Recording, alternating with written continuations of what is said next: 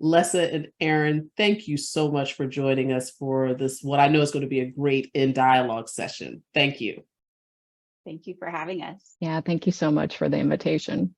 Oh, absolutely. Absolutely. I know so many of our colleagues across ACRL, ALA, academe, the nation, the world are eager to hear you all's thoughts. And so I want to start with, the reality that both of you have had what I would describe as exceptionally robust and complicated tenures as the ALA and as the ACRL president, especially with all of the complications of moving into the next phase of the COVID-19 pandemic, how that has impacted academic, special, public, governmental libraries, all of the book bannings, the attempts of book bannings in libraries writ large. We hear a lot, of course, about what's happening with our colleagues, regrettably, in the public library sphere, but this is also taking place within some academic libraries as well. Unprecedented attacks on library workers and librarians throughout multiple places in the United States, and concerns about artificial intelligence on the future of libraries. So in reflecting on these challenges, Erin and Lessa, as your terms are concluding, which one of these topics keeps you up at night and why? And so we'll start with Erin and then we'll listen to Lessa. Sure. Thank you for the question, Alexia. It's been a whirlwind. I think Lessa and I probably both, knew what we were stepping into in terms of the pandemic and running for election at that point in time. But boy, I don't know. It's been so much more than I expected and has gone so quickly. I think for me, of the many challenges that have complicated the year of my presidency, I think what really keeps me up at night, what really kind of is always on my mind is truly the attacks on our librarians and library workers. On top of everything else, on top of the burnout and the mental toll that the pandemic has taken, and the relentless pace of change that we are continually grappling with. So on top of all of that, we have this deliberate devaluing, deliberate manipulation of what it is that we do as a profession, a profession that feels very deeply about the service they provide to their communities. I think that's just been the worst kind of feeling to have that demoralization amongst all of our colleagues, regardless of the type of organization you work in, to have that on top of what was already kind of a low morale situation in so many of our institutions and organizations. I think that's just the straw that kind of started to weigh on me on top of all of the other weights that we're carrying. I think, I personally I think academic and research libraries have felt insulated to some extent on things like book challenges and things along those sorts of lines, but they are at our door. There are other ways that it's coming to us, with people being fired, right, for doing their job, people untenured, getting untenured, being sidelined, being replaced in an organization. Those are, I think none of us, I won't say none, but many of us would, we wouldn't have thought that could have been something we were having to think about and deal with so much. And it's this feeling of being a little flat-footed in it, not being ready, and now in a position of playing defense because we weren't prepared with an offense at all. So I think that, that sense that we were beyond interest or, outside of some of this, I think that's gone. And, on top of everything else, Right. having to think about careers and lives being upended is truly just, it's a weight. It's a weight on my mind all the time. Yeah. Thank you for sharing that. Lessa, please go right ahead. Yeah, thank you, Alexia. It's interesting because, Erin started off by saying we were prepared to have kind of a pandemic presidency, right? Like those are the types of things we were preparing for. If you can even imagine that we're saying we were prepared for dealing with COVID in our library, like that's how far we've come since we ran for president, right? For me, I was running because I wanted to help library workers because I saw library workers hurting and suffering. And that was what was keeping me up at night, as a library worker who was doing curbside service, who had the ability to work from home for the first month and a half, and then had to figure out what it was like to safely re-enter for myself, for my colleagues. And to not really anticipate the level of book challenges that were going to come our way. Yes. During my president-elect year, we saw it happening. We saw the number double, right? We saw the number double in 2021 from 2019. We're like, okay, well, this is bad. It's probably going to get worse, but that the escalation of it and the organization of it and the fact that it is a vocal minority. We know that it is not the majority of Americans, of voters, of our citizens who agree with book challenges, and yet our library workers are still facing very real, scary situations every single day by providing access to our patrons. So really, it's book challenges that are keeping me up at night because, to Erin's point, we weren't prepared for this. We knew how to prepare ourselves in theory to make sure we had policies and procedures as we do for every part of our library work, but to the level that we had to do it, and also to prepare ourselves emotionally for it.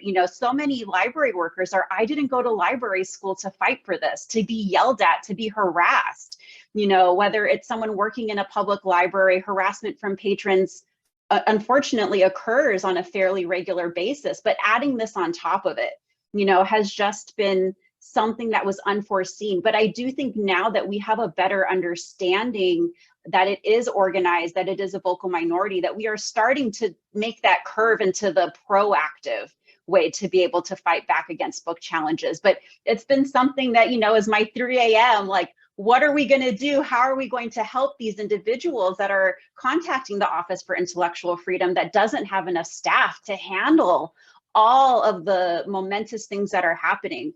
But I really think that we are turning that corner now. And I think that it's not necessarily going to get better, but I think that we can and are being more prepared for what is coming, and to be able to get ourselves into a situation where community members know not to even come to our libraries with book challenges because they're not welcome, or to come with them in good faith if they really are concerned about 1 or 2 books, not a list of 100 books that was supplied by an organization that is funded from some unknown sources.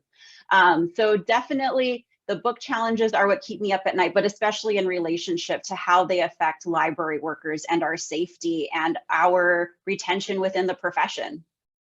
Yes, yes. Thank you both so much for those comments. And I want to build on a couple of things that you all said to make more of a distinctive kind of red thread connection between ALA and ACRL in terms of what you're seeing in the landscape and in the ways in which we need to lock arms, right? And so one of our concerns writ large has been the treatment of librarians and library workers prior to the pandemic, right? Because on the academic side, there were some times where some of our faculty colleagues and some of our administrators were not always as collegial as they could have been. On the public, special, and governmental side, same situation, not so much with a campus environment, but with a larger environment through which, people needed to be redirected in terms of how they treat people, right? So we were already contending with that.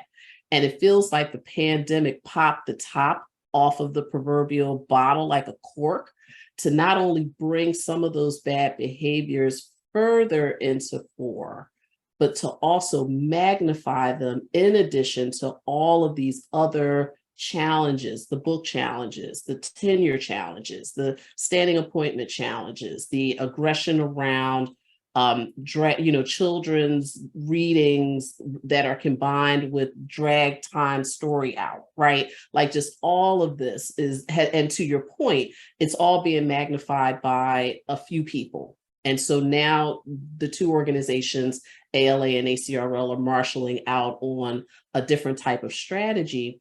But what can we share with our colleagues who are in the midst of this? What can we say to them, to help them to just kind of keep holding the line, even though it is extraordinarily difficult? And so I'll start with you, Erin, and then turn to you, Lessa. I think that the strength of ACRL, the strength of ALA is in the community and in the advocacy. And that has not gone anywhere. That stands strong. I've been really impressed with the way the community has come together, ALA and ACRL together, but also all of the divisions, Yes. and all of the groups within them, to stand by the people who are experiencing these situations, and rallying to the cause. I think what's been really interesting is, and I'll be interested to hear Lessa's perspective on some of this too, is we have a lot of folks who want to take action. What can we do? Where can we be? Who can we say it to? And sometimes the response is, please don't get involved, which has been so interesting, and I think is a real reflection of how tricky and dangerous to some extent these situations are in Yes. various parts of our country. So it's been difficult to balance, this desire and this, I think, real need and want to support anyone across the profession, again, regardless of their ALA affiliation, and balance that with, well, wait a second, what are the implications of that, and having to step back away from that advocacy, from that feeling of wanting to support a community member. Yes. It's been a really interesting and surprising, for me at least, surprising results of some of what we're seeing across the country. Yeah, I think that the main thing I try to tell folks when they're in the throes of it, especially school librarians who are often the only librarian or library worker Yes. within their school, is that they're not alone. The part of the tactic is fear and isolation, right? Yes. To make us feel like we are not valued community members, like we don't have our community on our side, or we don't have our profession on our side. Within ALA, within ACRL, within the larger library community, this isn't a time for infighting, right? This is a time for us to join our forces together and support one another. All our consortiums, all our PACs, all of our associations have to be 100% behind fighting book challenges in order to protect our library workers. And I think it's really important, to Erin's point, to recognize that, we have to be silent partners sometimes. We have to be silent advocates sometimes, because a national organization that is as old and as respected as ALA is, coming into certain states like Florida or Texas or Missouri, we're not welcome there. We actually make the situation worse, because it's like, oh, here is this big leftist liberal organization telling us how to run our state, how to run our communities. And so we can be those silent partners, and we can be there, and we don't need the credit for it, right? I think that's been an interesting thing also, is we are in many of these spaces, but we can't talk about it. Nobody can know that we were there, regardless if you're an ALA member. If your state has said you cannot be an ALA member, we are still there for you when you call us for help.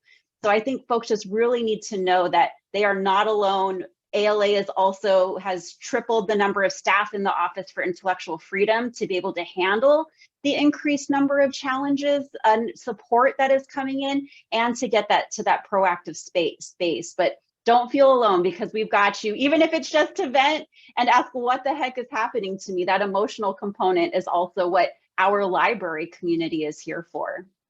Absolutely. And thank you both so much for those responses, because you both said something that is so vital, and it's the power of the alignment of our community together as distinct yet unified parts to addressing this broader concern. Because at the heart of all of our missions is access to information, unfettered and unfiltered, right? And that is the essence of what we believe as library workers. And as a result, that's why we bring so much passion to this work, because we understand the transformative nature of information, the transformative nature of stories, the transformative nature and the ways in which libraries affect belonging. And that includes us too, right? And I think sometimes we miss that. In service to others, we forget how important it is to be in service to ourselves, to make sure that we take care of ourselves. So can you talk a little bit about how you have done that as leaders? Because you take on a lot of weight, right? You take on a lot of heaviness, but how do you take care of yourself with all of the stress and pressure that's happening? So Lessa, if you could start, and then we'll turn it to Erin. I was hoping we could start with Erin with this one. Nope. See, this is called lead by example, right? Lead by example. You know, so it's been challenging, I will say. I can imagine. Because we are up at 3 a.m. trying to figure out how to connect the dots, how to bring people together. Who do I need to call tomorrow? You know, an idea pops into your head. And so I think that taking care of yourself as a leader was challenging during COVID, because we were so worried about taking care of one another. But then adding this on top of it has, for me, has been a lot of having my friends and my family help to check me.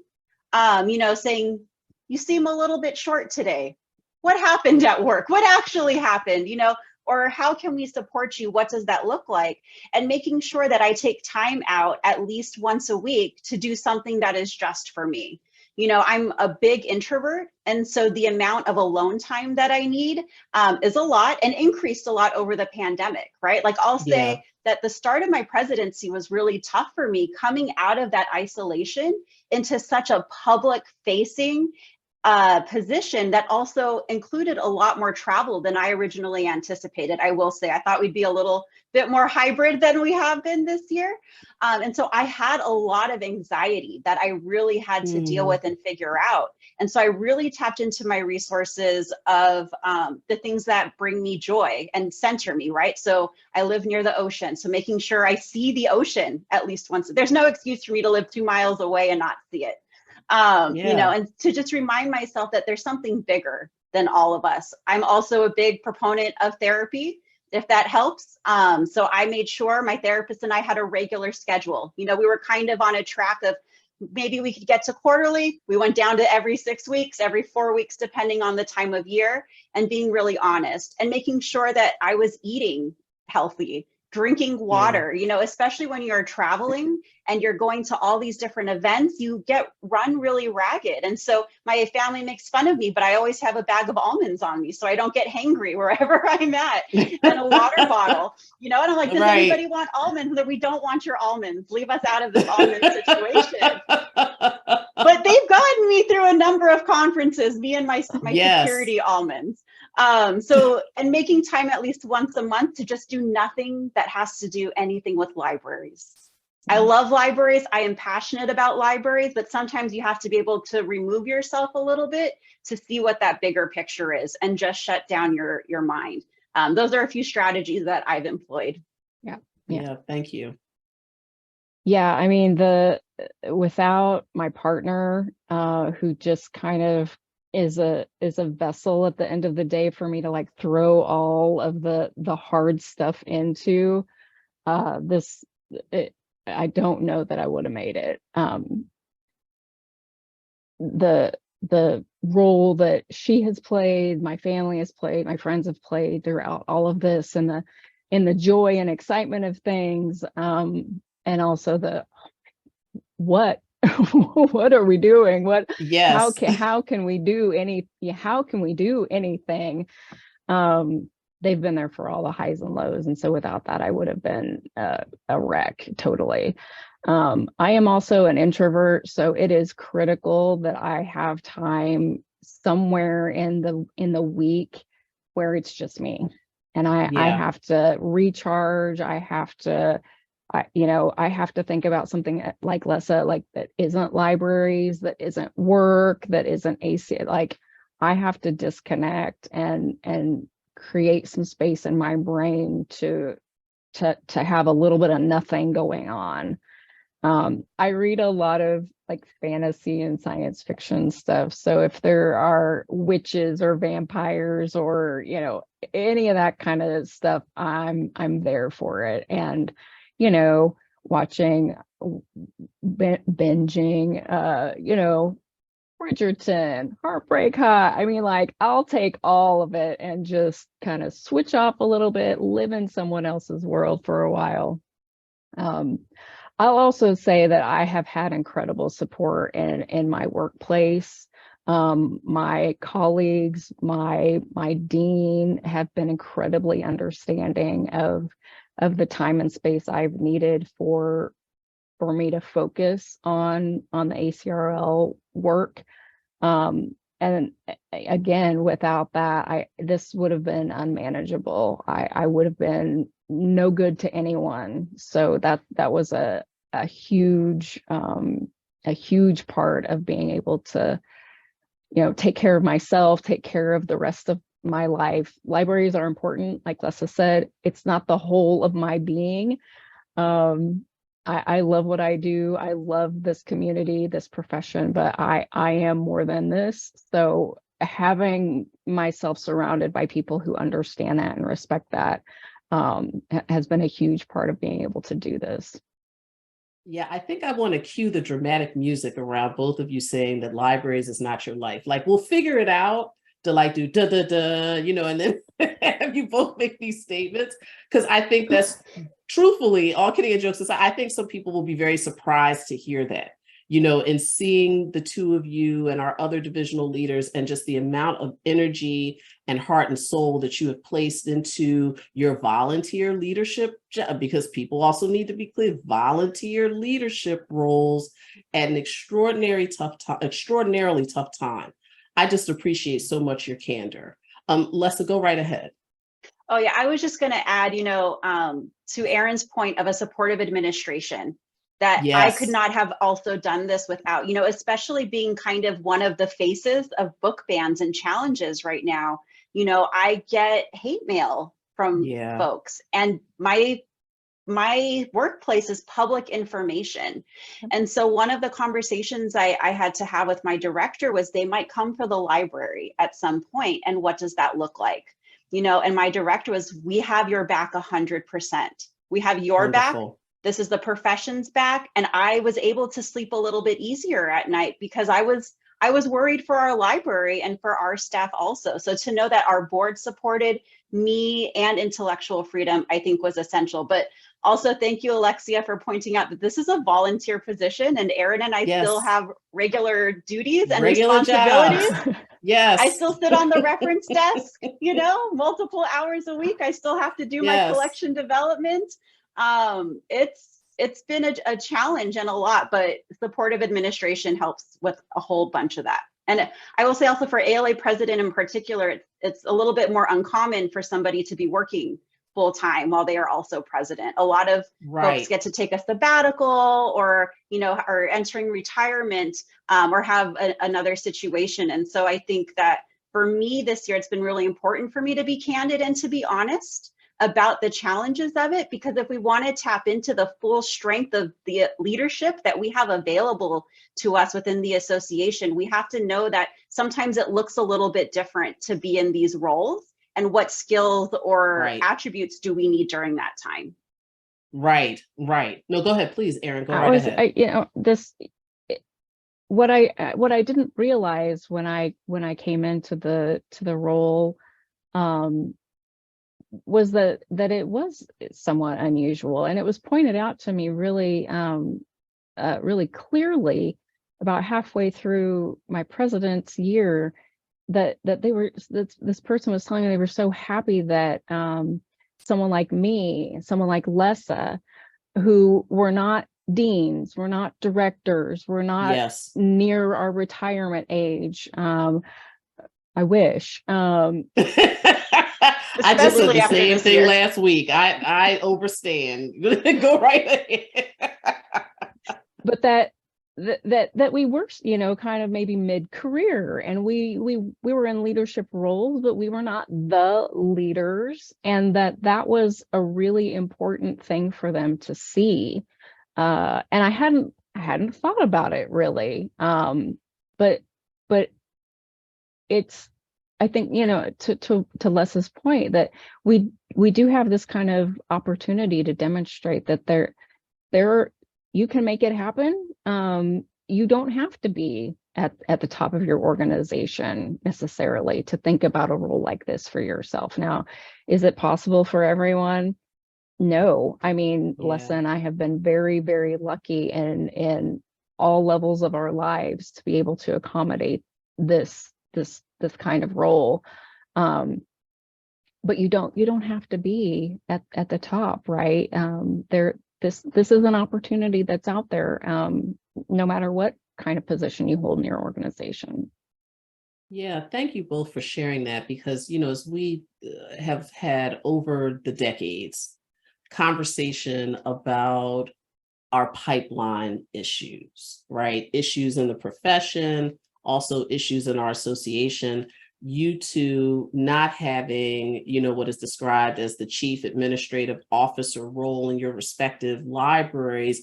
I do think some people were enlivened around that and were like, you know what, I might consider running. Like, it's good to see someone who is, you know, who has a report, who has a director or a dean that they have to report to and still be able to do this important work. It really does matter. I think it really does matter. And it sounds as if you've both gotten a lot of feedback about that, which is great. Good feedback about it. And so to pivot in a different dimension around our pipeline challenges, now I want to shift into one of our hardest topics and conversations. And we've had some discourse about this over the years, one-on-one and separately, but I think it's going to be really interesting and important to hear both of you all's perspective as, you know, leaders that are about to quote unquote retire from your positions. And so, as you both know, you know, many of our colleagues remain so hurt and so deeply disappointed that we continue to lack compositional diversity. I know that you all have probably gotten tons of emails and had a lot of conversation, you know, with a lot of folks throughout your term as elect and also as president, you know, but this matter remains persistent despite all of our programs, initiatives, and funding to further diversify the profession. So I'm really interested, and I imagine that you all have thought about this a lot, and I know our audience will be interested in this as well. So what's the one thing that you've learned about your presidential tenure in relationship to our diversity issues, and how do you think we can fix it? And I want to start first with Erin, you know, and then go to Lessa. Yeah. I mean, the persistence of this problem is, I don't even think I have a word for it. I mean, it's astounding. Decades and decades and decades of the needle not moving. And I look at the huge number of programs and all the different ways that investments have been made to, you know, to build those pipelines, right? To improve recruitment strategies, you know, to, you know, build those roads into the profession. And to what end? I don't know. I don't have a good word. Just broadly ineffective. And again, ineffective on the whole for improving the compositional diversity. Many people have benefited from those programs, those fellowship opportunity, all scholarships. There have been many who have benefited from that, but on the whole, the needle really hasn't moved. So I think what I have been learning and has become just more and more clear in my role in ACRL is we've been focusing on the wrong things. I think that building the pipeline, trying to build pipelines and modifying recruitment practices, and that will take us so far. And I think we know how far that's going to take us, which is not very. That's not. Those aren't the right things. The right things are to think about the cultures that we're in, the organization, the association, the institution. That's the thing to be focusing on. That's where we have to focus our efforts. That's the problem. You can't add people to an organization that is built on white supremacist structures and expect them to thrive.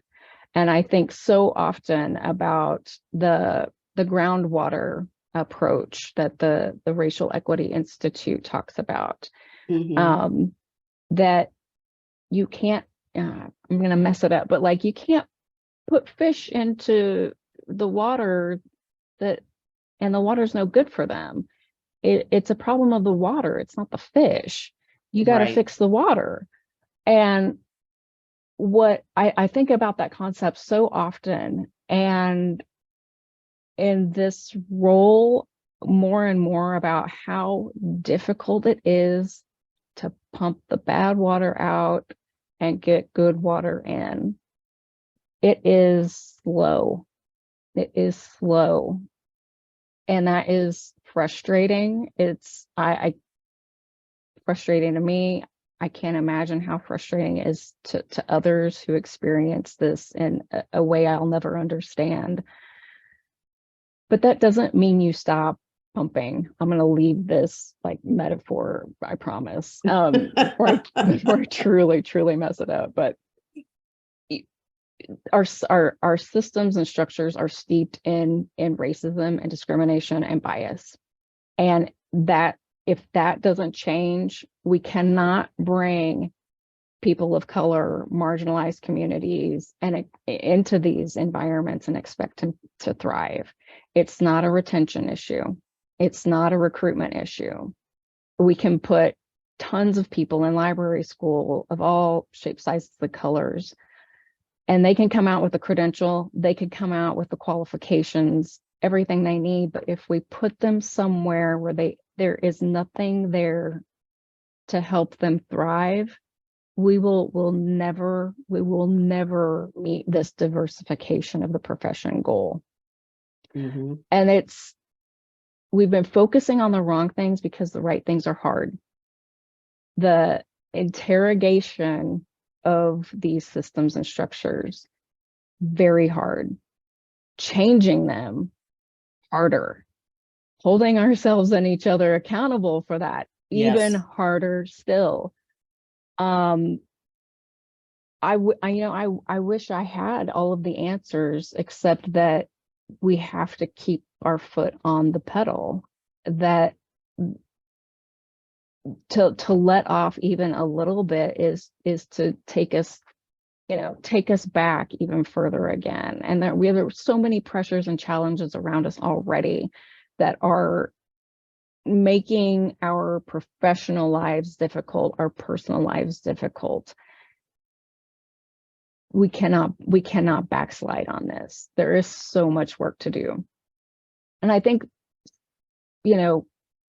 small changes can signal important work.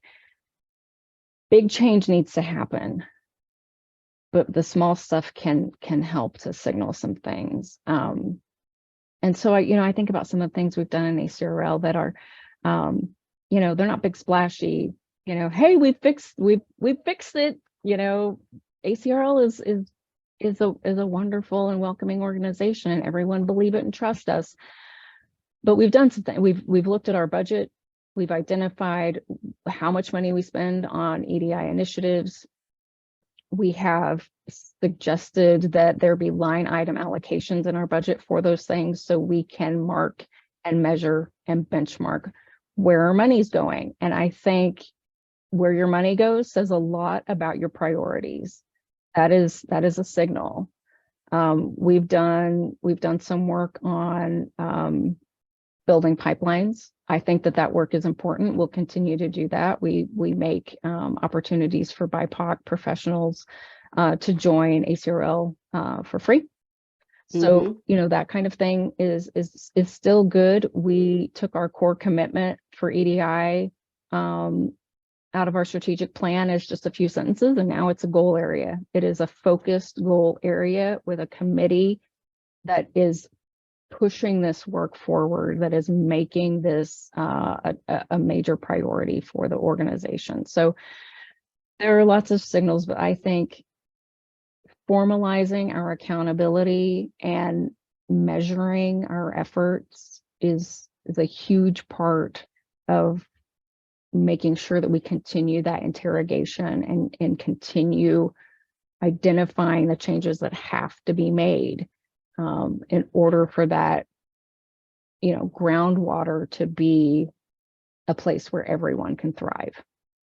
Yes, thank you. Lessa, please go right ahead. Yeah, so I definitely agree with Erin. You know, I think that a lot of the work that I've done in the Asian Pacific American Librarians Association within the Joint Council of Librarians of Color has been really to interrogate, why are these programs not working? What can we do to support one another?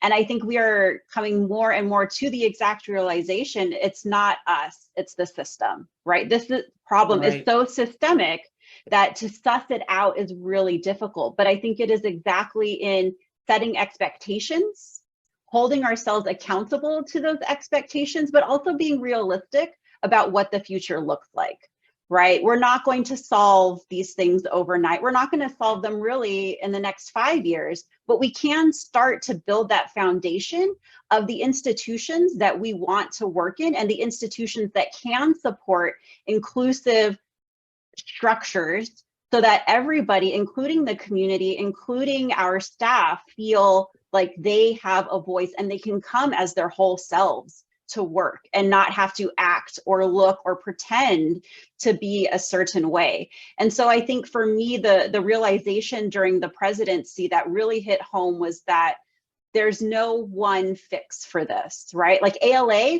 cannot fix the systemic issue, unfortunately. But what we can do is work to ensure that in LIS programs, right, in accreditation, when we're training our future library workers, that the expectation for these values, such as equity, diversity, inclusion, and social justice, are baked into what they can expect when they go into the workplace. So that when they go into a workplace that doesn't hold those values, because maybe a director has been there for 30 years, does not come from, you know, that the value system that we have today, they can say and identify that it's not okay and not continue to perpetuate those things, you know, and also so that we have allies in roles who can hold people like administrators accountable, to hold them accountable to make sure that they are having inclusive practices, whether that is an organized union, whether that is a board of trustees or you know, whatever that is, we have to be all on board, and it has to be from every single aspect of how we are approaching it. So I think that, you know, we have individual things that we can do, but to really get to that systemic level, that culture of toxicity. I mean, ALA was founded by a misogynistic anti-Semite, right? Like that's where we're building from, you know, like we already started minus 100 on the EDISJ scale. Yes, we did, unfortunately. Yes. And so to come back, you know, people are like, we've had 20 years of spectrum and the number hasn't changed. What does that mean? Well, we started at such a negative number that we were trying to just get bodies in there, pretty much prepare them for the workforce, prepare them to be there. But now we have to make the places prepared for them, for us to enter. Yeah, thank you both so much. You raised so many important points, and I want to iterate on a couple of them further. So one is this idea of the toxicity of the workplace culture, right? We hear about it a lot, but I really would like to hear from the both of you all some specificity. Like I have some ideas, I'm sure others do as well. But when we talk about the issues that we need to address in relation to library workplace culture, would you all expand upon that a little more? So Les, I want to start with you and then move to Erin on this topic.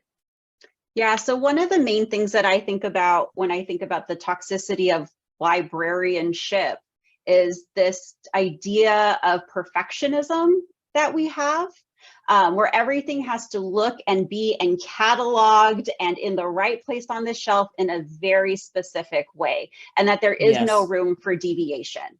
And so if any deviation comes, whether that is somebody who grew up in a different race or socioeconomic background, whenever that deviation comes, it is seen as a bad thing, rather than trying to incorporate and identify how we can make things more accessible, right? Our core is information access. We should be wanting to make sure that our information and our institutions are accessible in as many different ways as is possible. We get stuck in, but it's not perfect. So we never get to move forward because we're also a very risk averse profession, which I think lends itself to the toxicity because we're afraid to try new things, whether it's Yeah. because we're afraid of it not being perfect or we don't have the funding for it. So we don't want to put money behind something we're not 100% sure about, or, you know, whatever it is. I think that perfectionism and risk aversion lend themselves to individuals coming in and trying to make wonderful change and not being allowed to,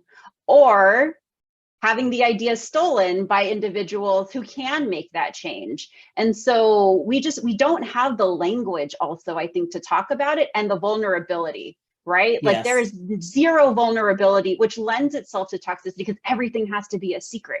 You know, you can't talk openly about how somebody macro or just aggressed you. There's just aggression.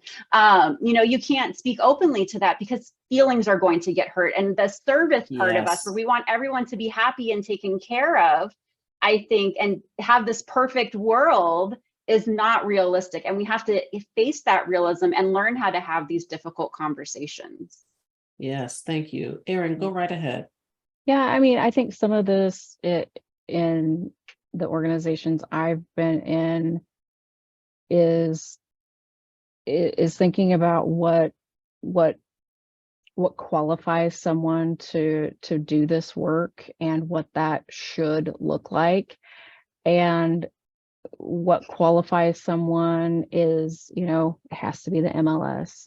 It has to, you know, you have to have so many years of experience doing X, Y, or Z. And we have talked a lot about qualifications and Yes. what it is to demonstrate your ability or interest in doing this kind of work. And I think there are a lot of places that have some work to do on this. I don't want to get too far into the MLS,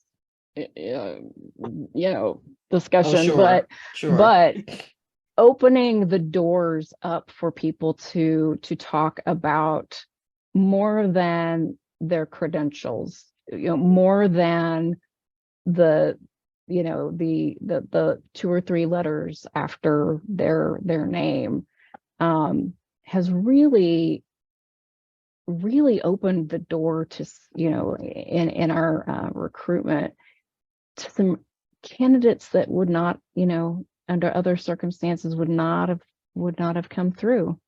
Yeah. They would not have been on the first list and not the second list. And so I think that there have been some really positive changes in that regard, but that, I mean, and that's a small thing, right? To think about what do we really need, and what do we really need to value in the positions that we have in our organization. So I think that that's work that still needs to be done in a lot of places and really thought about, but I think there's some progress in that regard. I think our mentoring programs, you know, again, in the institutions I've worked in, they are, you know, they are oriented toward your MLS credentialed average Yes. white woman, you know, Yes. person who seems to be set up for success in a very particular way. And that is a place where we've got to do some big thinking and some big changes. The attrition for BIPOC library workers is sickening, frankly. Yeah. We're Yes. not doing something right here, and it's you know, it's not them. We don't have the structure in place to support them and make sure that they can be successful. These are talented, you know, very educated people, who have so much to give to our organizations, to the profession, and they don't thrive. So that, you know, those are some big and smallish ways that I think that toxicity shows up.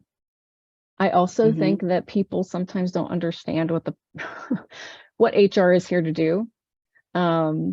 And when something goes awry, you know, there's a confrontation, there's you know, an impression of something went wrong, there was a microaggression, there's a macroaggression, that HR is the resource. And in my experience, HR is there to protect the organization. They are not necessarily there to protect the individual. Now that can vary. Sure. Not totally across the board kind of thing, but it doesn't surprise me when someone says, well, I took the issue to HR and nothing happened. That doesn't surprise me at all. HR cannot be our resource for this stuff. I've had some good conversations with some of my Big Ten colleagues about this, and where DEI efforts are placed in an organization can say a lot about how DEI issues are dealt with. And there's some good conversation about why this should not be work that happens within an HR department. That's another thing I think for organizations to start thinking about. Where are the resources for our marginalized library worker colleagues, who can truly help the organization be accountable to itself and to one another. Maybe it's HR, but maybe it's not, and that is worth a deep conversation amongst everyone in the organization. Yes, and thank you both, because you really helped, I think, to further contextualize some of the real challenges that we find ourselves continuously rubbing up against in the profession as it relates to diversity, and most specifically the ways in which hegemony and homophilia, right, this idea that like begets like, continues to express and represent itself at every part of the so-called pipeline. You know, so who gets to go to graduate school? So not just graduate school in terms of an MLS, although that makes sense, you know, for many of our roles, but, you know, who gets to pursue a master's degree, right? Which, even if it's not an MLS, many places still require that as a baseline qualification, not preferred, required, right? So who gets to pursue a master's degree and have it funded in a way that it doesn't stretch them economically? Then when you contextualize the sociability politics, the degrees in which, you know, we are perceived as being liberal, but the ways in which we function professionally is deeply conservative in many aspects, right? How one looks, you know, as Lessa has described, how the ways in which our profession remains dominated by white women of a certain class, as you have described, Erin. You know, these are real material difficulties within ALA and within ACRL and within the broader profession. And, and I've often wondered, how do we address that, right? So, because when we have made attempts to have hard conversations with colleagues about the ways in which white women are not marginalized in this profession, right? So that's been a hard conversation. I know that you two have attempted to lead, I've attempted to lead, that gone well, right? And I think it's because white women are marginalized in society, and then bring that energy into the profession, but you're the power dynamic in the profession. Like many of the leaders across the public, special, government, academic, school libraries are still largely white women, right? How can we lean into that conversation in a way that brings people in and not push them away? Because I haven't been fully successful. Like, I feel like I've made some inroads, but it's tough to say to people who feel that they're being attacked, in the broader culture, to say you're the proverbial man or leader, and so you have to function differently here than you do in the world, right? So what kind of advice would you have, or what are the ways in which you're having and leaning into those hard conversations? So I want to start with Lessa and then go to Erin. Yeah, that's a tough one to touch It is on. a tough one. It is. But I think for me, that's where intersectionality really comes into play, right? Yes. And recognizing all the different identities that we hold and the different ways that we have to carry ourselves in different spaces, right? So like, as a light-skinned woman of color who's mixed race and grew up with a straight white mom, right? Like, where do my intersectionalities lie, and where do my privileges lie? And when and where do I exercise them? I think is a tool that I use to start a lot of those conversations, but also relying a lot on our white women allies who can have those conversations. I think that sometimes when it comes from a person of color, it does feel like, attack, because they don't see that like, kind of, right? Well, how can your experience is so different than mine? And so relying on individuals who have done that work, right? Because it is also work that we all have to do on ourselves to identify those spaces and privileges.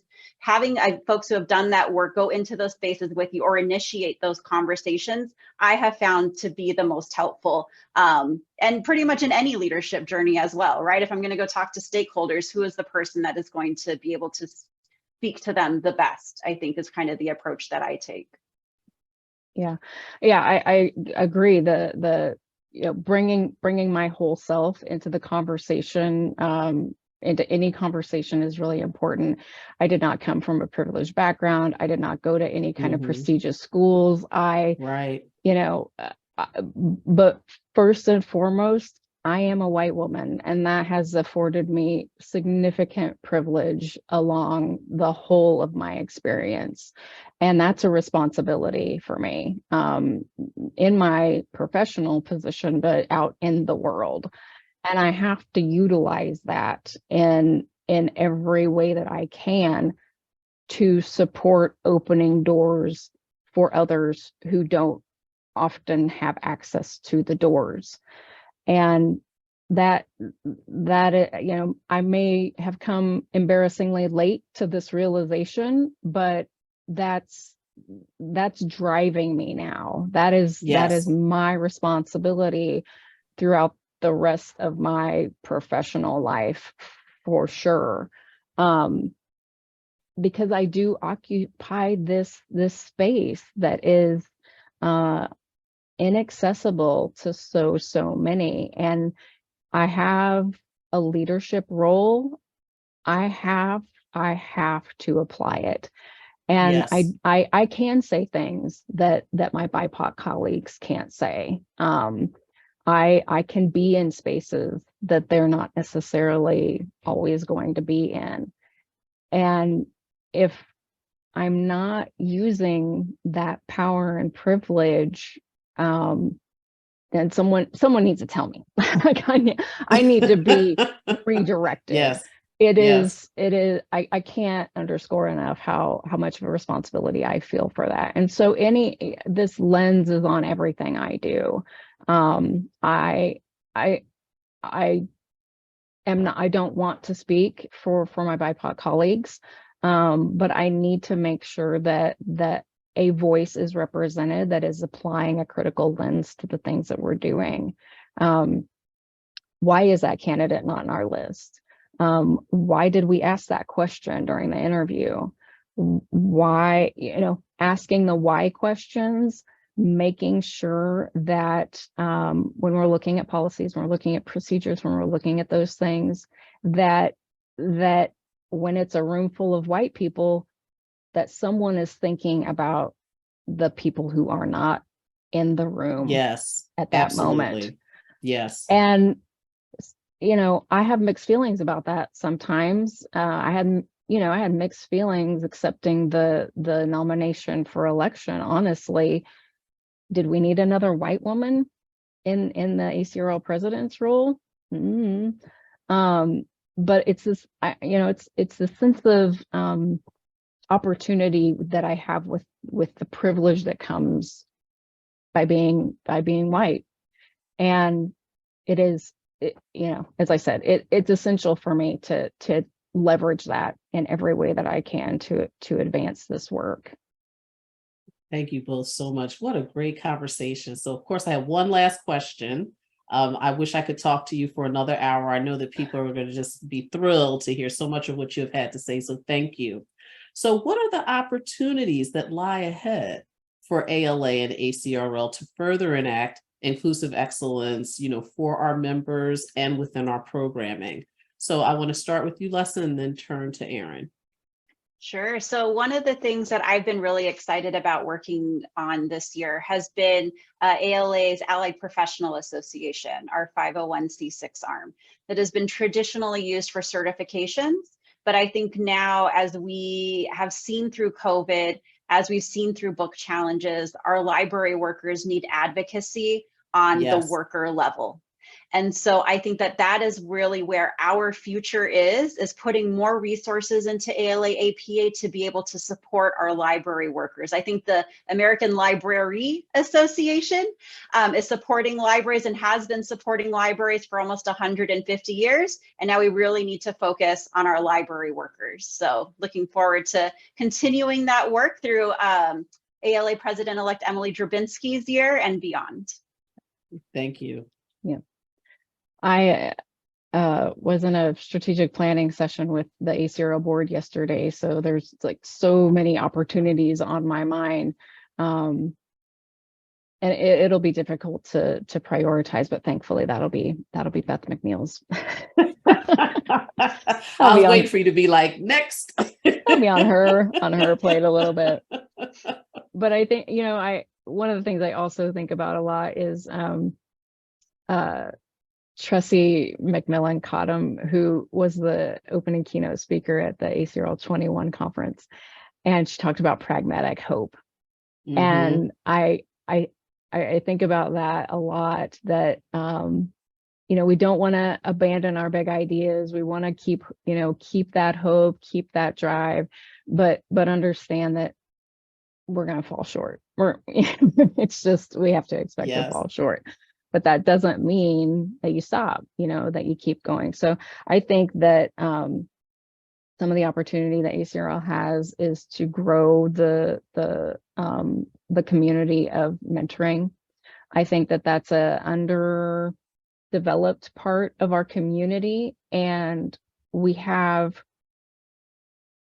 amazing colleagues in the association who are retiring or have retired, but still remain really committed and involved in the association. And I want to think about ways to leverage that experience, particularly for our BIPOC members who have had a successful journey in the association and their career, how to share those experiences and how to help those networks continue to grow. I think that that's an area that we could really think about some more. one of our opportunities, some may call it a challenge, I'll call it an opportunity, is we have to think about what our value proposition is for members. Yes. It is not the same as when I became a member 20 some years ago. I joined because I wanted to support the profession. I wanted to meet people. I wanted to get this community. And that's not why people are thinking about ACRL or ALA anymore. There are tons of other ways they can build community, tons of other ways they can get that, get that sense of serving their profession, Right. or whatever. So we have an opportunity to rethink what it is to be a member of this association, and what value, what benefits come with that. And Yes. I don't know that's been interrogated very deeply in a long time. It's the same as in my workplace, where we used to be in a position where we could just sit back and wait for people to come. Right. You see that at the reference desk, right? Like we'll just sit here and people will come with their questions. We'll just put the ad out there and the candidates will apply. We'll just, make sure that information's out there and they'll want to join. That is not what is happening. There has to be a lot more proactivity and engagement with candidates, with members, whatever, to really understand what it is that they value and what they would gain benefit from. So there's some work to do there. Great. Yeah. Thank you both so much. We really just appreciate all of your candor, this wonderful dialogue. Erin and Lessa, thank you. I wish you some rest as you are concluding your presidential tenures. And I know that we're coming up on ALA annual, and it will be wonderful as always. And I did have an opportunity to hang out and have fun at ACRL's conference. And so that was equally delightful. But thank you both so much for just raising this conversation at this really important time in history. So thank you again. We appreciate you. Thank you so much, Alexia. This has been a real pleasure. You're welcome.